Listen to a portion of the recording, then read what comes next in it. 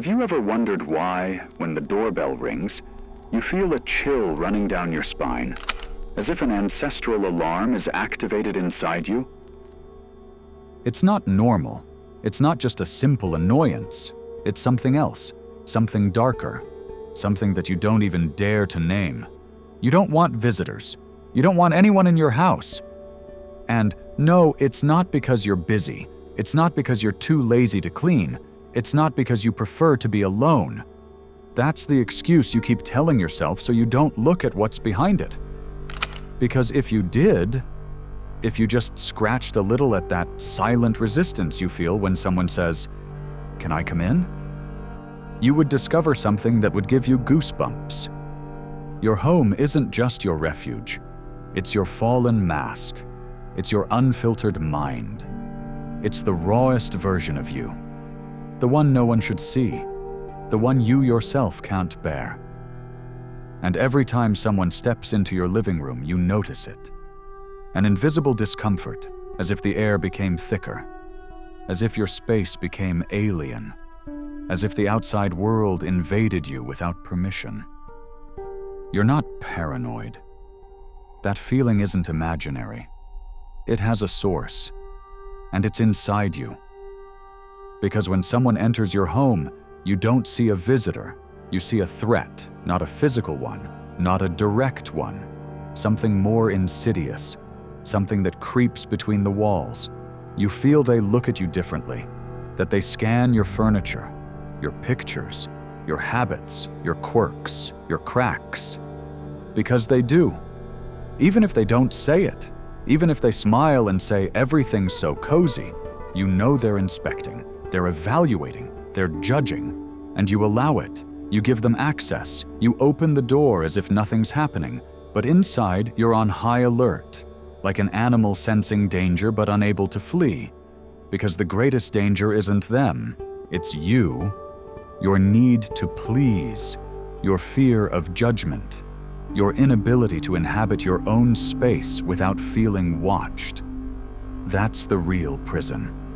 Because you don't live alone. You live with yourself, with your mind, with your shadows, with your internal dialogues, which erupt when you're alone. But when someone comes, those dialogues go silent. And that should calm you down, right?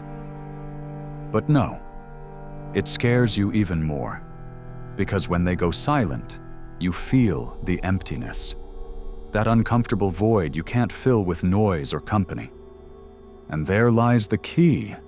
It's not that you don't want visitors, it's that you don't know how to inhabit your space in the presence of others. Because their presence makes evident what you've tried to hide under the rug for years. Your insecurities, your frustrations, your emotional disorder, your half-lived life. Your home is a map of you, every object a trace, every corner a memory. And although you believe it's clean, it's loaded with silences that scream, with secrets that have no voice but float in the air. When someone enters, they hear them, even if they don't realize it. And you know it. That's why you force a smile. That's why you laugh at jokes you don't find funny. That's why you ask if they want coffee when you really want them to leave. Your living room isn't yours when someone else is there. It becomes a stage, and you, an actor, but a tired one, who has repeated the role so many times, you don't even remember what it was like to talk without a script. The worst part isn't that you don't like having visitors. The worst part is that you blame yourself for it, as if it were a character flaw, as if you were less social, less human, less valid. But what no one has told you is that what you feel makes sense. It has a deep root, an origin in your story, in your childhood, on that day when you learned that your home wasn't a safe place, but a minefield, where every word could detonate a scream, where every visit was a forced performance of a happy family, where your room was the only place you could close the door and breathe. Since then, you developed an instinct, a radar, an intuition that activates when someone crosses the threshold. not because of who they are, but because of what they represent. Because bringing people home isn't just socializing, it's undressing. It's showing parts of you you'd rather keep hidden. And the most twisted thing of all is that even when you manage to enjoy the company, there's a voice in your head that says, when they leave, you'll be with yourself again. And that's what really scares you. Because there's something inside you that's not right. Something you don't know how to explain, but that weighs on you. And when you're alone, you endure it. You understand it. You befriend that void. But when someone else is present, that something reveals itself. It stirs. It becomes visible. And then what you fear the most happens. That someone notices it, that they perceive it, that they see that behind your pretty pictures, your well-watered plant, your lit candle. There's an abyss. Have you noticed that you clean compulsively before someone comes? It's not just about hygiene, it's a ritual. It's a desperate attempt to hide the chaos, to silence it, to disguise it as order. And yet, you feel it. Even if everything is clean, even if everything is in its place, you feel the intrusion, the invisible disorder, the different vibration, as if your entire home tenses up, as if the furniture shrinks, as if the walls watch. Your home doesn't want visitors, because you don't want them. And you don't want them because you can't bear the idea of being seen, not completely, not in your natural state, not without layers. And then comes the question you haven't dared to ask yourself. Who are you when no one sees you? Because maybe the reason you don't like visitors isn't because you don't like others. It's because you don't like yourself. Because the real fear isn't that they see your home. It's that they see what it represents. Your mind, your scars, your contradictions, your true self, the one you've hidden even from yourself. And here comes the unsettling part. The more you avoid visitors, the further you drift from the world. But the more you allow them in, the more you fragment. You live in a paradox. You need connection, but fear exposure. You want company, but don't know how to be yourself with someone else present. You long for closeness, but your soul locks behind the latch. And meanwhile, the doorbell rings. Again. And you pretend you're not home. Not because you can't open, but because you know that if you open, something inside you will break. Does this sound familiar? Then you already know why you don't like receiving visitors. And it's not something you should change, not immediately, not as if it were a mistake. Maybe it's simply a sign, a crack pointing to where you should look. Because sometimes doors aren't closed to protect you from the world, but so they don't see what the world has done to you. And that truth will haunt you every time the doorbell rings, until you decide to face yourself. And then, and only then, someone will truly be able to come in. And when you think the silence is yours again, when the echo of other footsteps has already faded and the air starts to regain its usual density, you realize something has changed. You don't know what it is. You can't point to it. But you feel it. Your home is no longer exactly the same. Neither are you. Because every visit leaves something. Not always tangible. Not always kind. Sometimes, what they leave is a crack. A kind of dissonance that wasn't there before. Have you noticed that? How, after someone leaves, you feel different. As if your energy had leaked under the door. As if something in you evaporated with every forced word, every programmed smile, every gesture of courtesy you offered, half-heartedly. It's not just exhaustion, it's something deeper.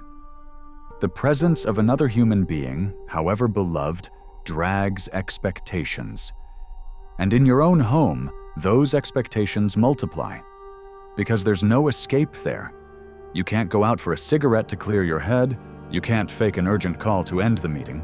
You're trapped in your own territory, and the worst part is that you allowed it. Because there's a brutal truth nobody mentions. Allowing someone into your home is an act of surrender.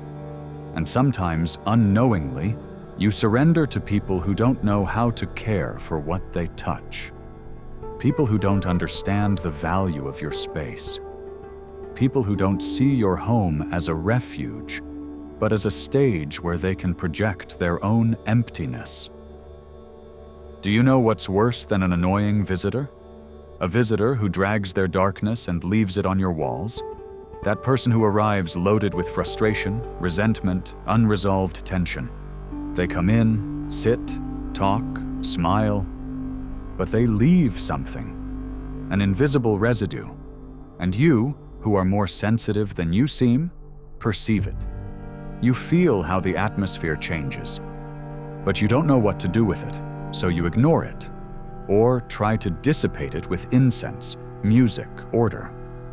But nothing works completely, because what remains after a visit isn't just physical disorder, it's emotional disorder. Your home is like skin. It absorbs, it stores, it records, and so do you.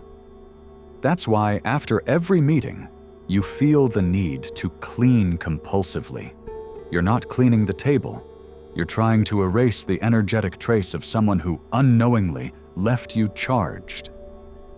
But you can't tell anyone that, because we live in a society that romanticizes openness. They tell you you have to be hospitable, that you have to open your home, that you have to share the wine, the food, the sofa. And you do it because you don't want to seem weird, because you don't want to justify what you don't fully understand yourself. But every time you do it, something inside you breaks a little more. And here begins another problem. Guilt. Because then you feel bad for feeling bad. As if your discomfort wasn't valid. As if you were a weirdo for needing your space without interruptions. But you're not. You're not broken. You're not antisocial. You're conscious. You're selective.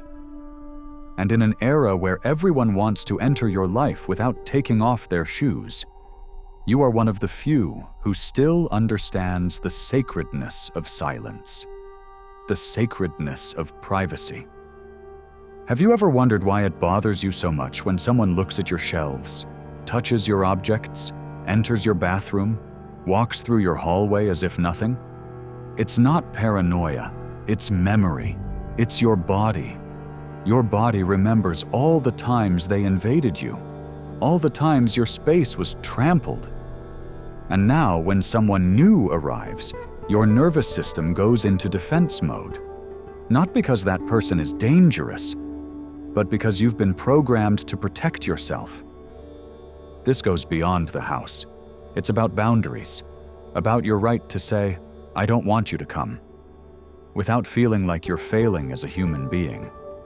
Because we've been made to believe that being a good person means saying yes, opening the door, offering coffee, smiling. But sometimes, true kindness begins with yourself. And that includes defending your space like an animal defends its den. Because, whether you like it or not, your home is your last stronghold.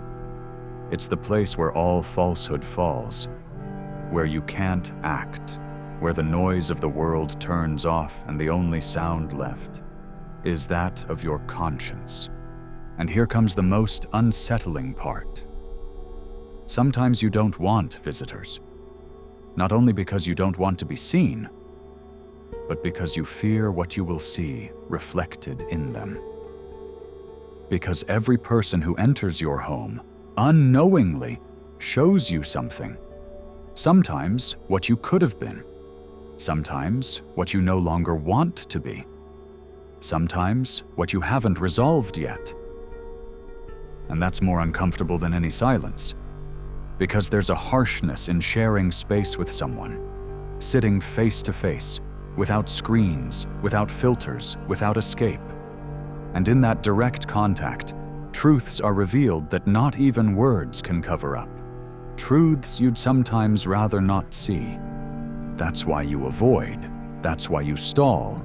That's why you invent excuses. And you tell yourself it's because of time, work, your schedule. But deep down, you know there's more. Your home protects you. And every time someone enters, that protection wavers. Not because they will hurt you, but because they already have. And although no one sees it, you carry that memory tattooed on your body. So you decide to close off. And the more you close off, the more you understand yourself. The more you recognize it's not misanthropy. It's instinct, self-preservation. And that is respectable, because there's nothing more intimate than the space we inhabit, and not everyone deserves to cross it. Not because you think you're better, but because you can't afford to be invaded again. Your peace has a cost, and leaving it in anyone's hands would be betraying yourself. So, next time the doorbell rings and you feel that knot in your stomach, remember this. You're not being exaggerated. You're being coherent. You're listening to something many ignore. The silent language of your body. The one that says, without words, not here, not now, not you. And maybe that's the bravest thing you can do. Protect your inner world, even if the outside doesn't understand.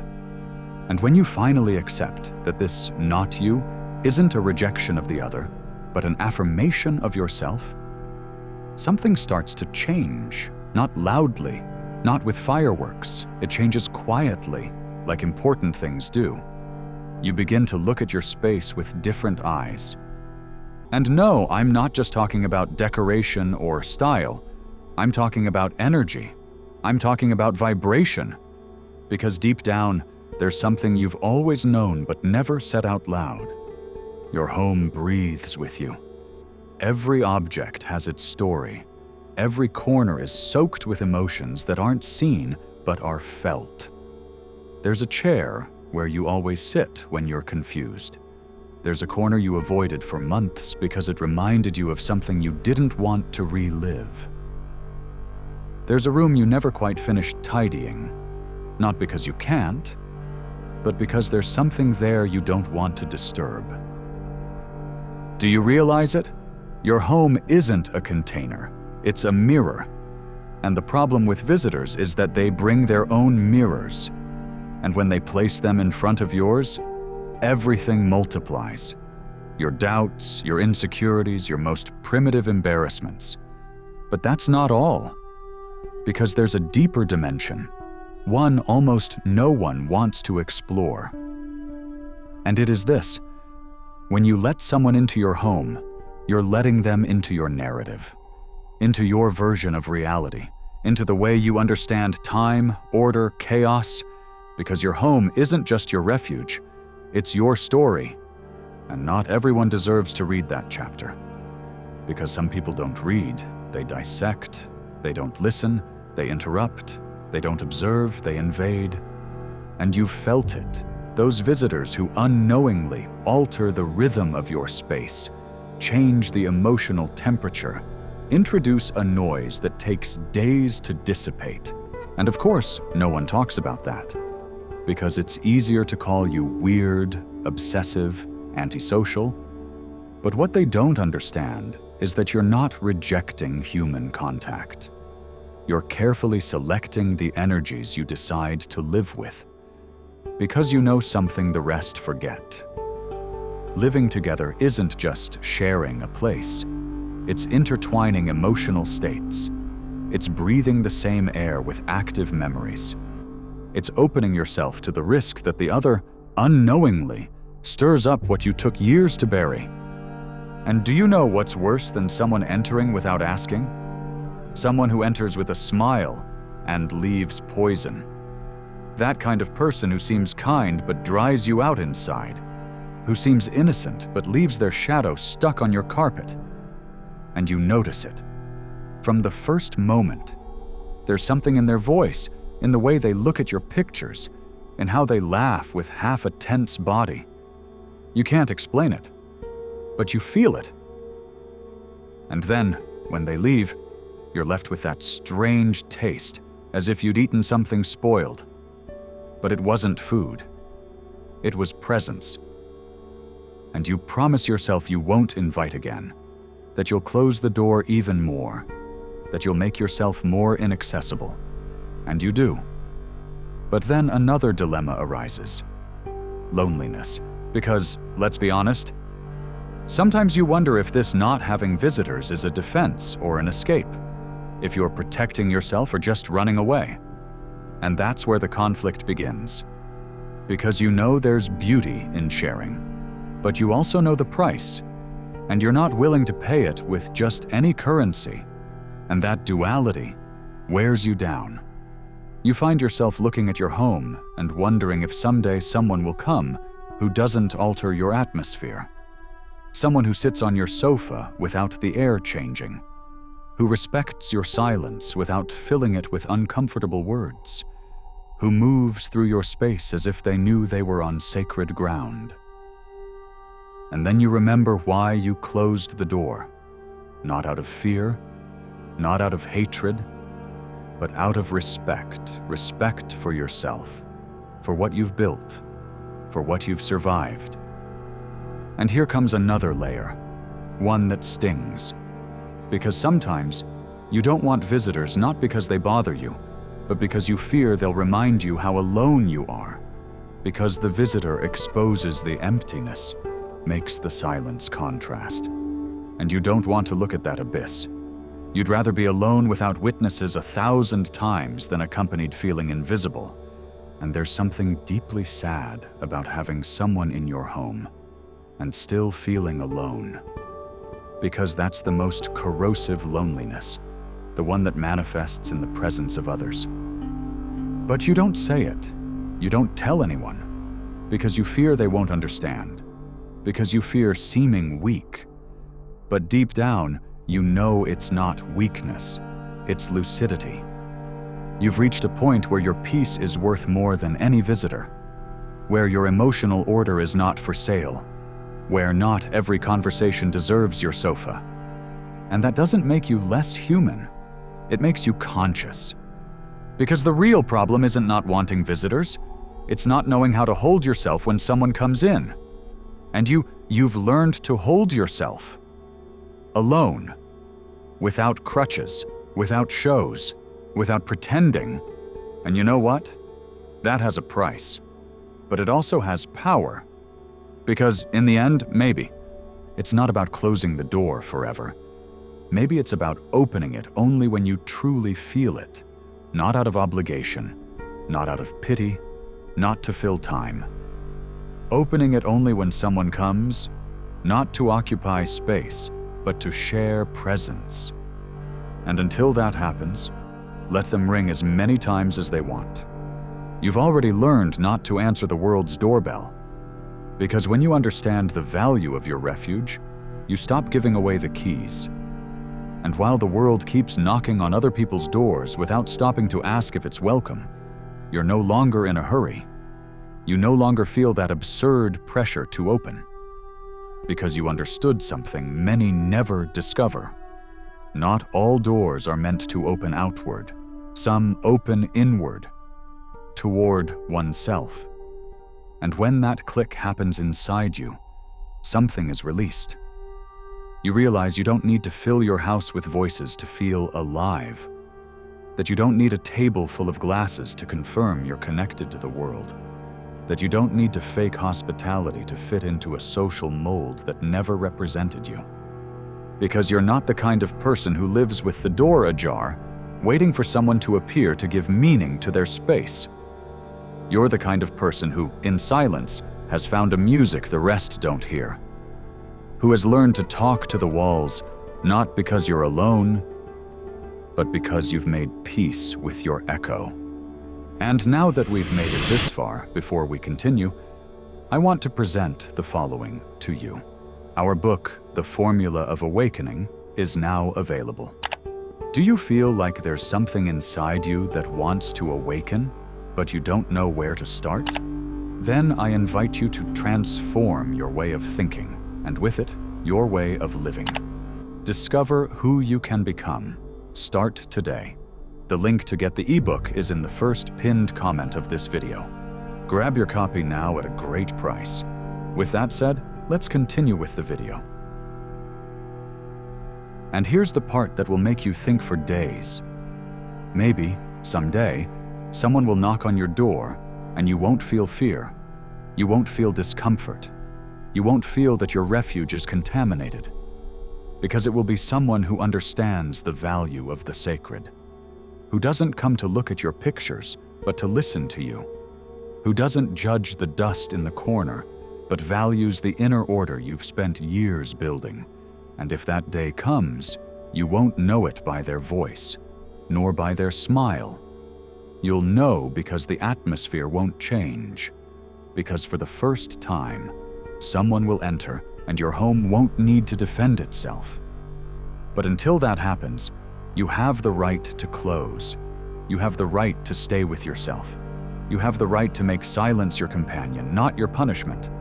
Because if there's one thing this society still doesn't understand, it's that true intimacy doesn't happen when someone comes in. It happens when you decide to open up without betraying yourself. So don't justify yourself, don't explain, don't ask for permission for needing your space. Whoever understands it will respect it. Whoever doesn't, let them knock on another door. And now tell me, have you ever felt this? Have you ever pretended to be out just so you wouldn't have to open? I want you to leave me this phrase in the comments if you've identified with this. My home, my temple, my peace, my shield. And if this video stirred something in you, if it made you look at your space with different eyes, I invite you to subscribe. Because here we don't just talk, here we bring to light what no one dares to say. Activate the bell, because even more uncomfortable, more real, more yours topics are coming. And remember this, true luxury today isn't having a big house. It's having a home where you can be small, without masks, without noise, without visitors who don't understand. Thank you for staying until the end. See you in the next video. Or not, because if you prefer to stay alone with yourself, in silence, without opening the door to anyone else tonight, believe me, I understand you.